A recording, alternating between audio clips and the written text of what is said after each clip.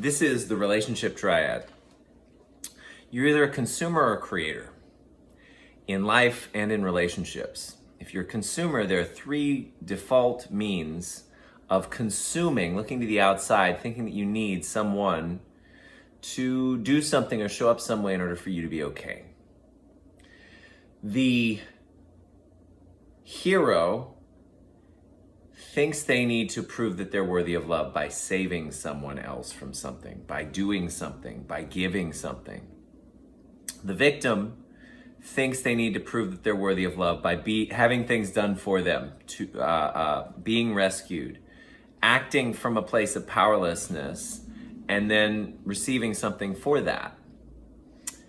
And both of them are buying into the lie that love is significance and attention, when in fact that's just a toxic mimic, and what we settle for when we're no longer tuned into the love that we are always already, and which is always already available to us, and which is always already available to come through the world and people in it when we're tuned to it. Love doesn't come from people, it comes through people when we tune to it. Where? Inside of ourselves first, as the powerful divine creators that we are. So the villain, they've given up on even the toxic mimic of attention, of love that attention can be. They are now just looking for significance. Imagine somebody's robbing your bank. They're putting a gun in front of your face. They're the most significant thing in the world for you at that moment.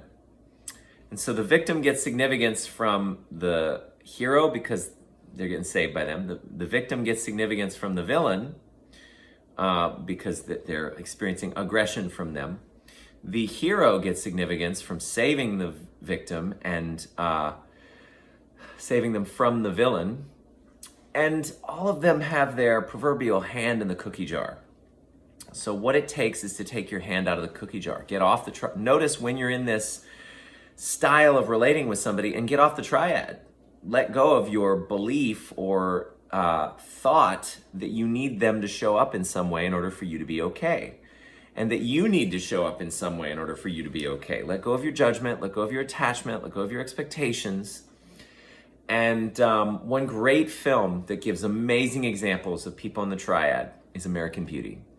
The main character is kind of in a victim state, and he starts to gain power over his life, and he starts to be villainized by his wife, who's come to just, we train others in how to treat us by how we treat ourselves. She's come to be trained to treat him like a victim, who she's just rescuing or whatever.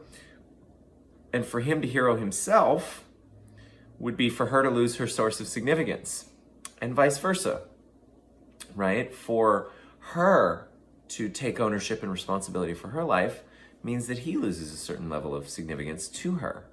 And so this rift grows up in the relationship. And the triad is all over that movie, in most of the character reactions and interactions, and people looking for significance from sex, from attention.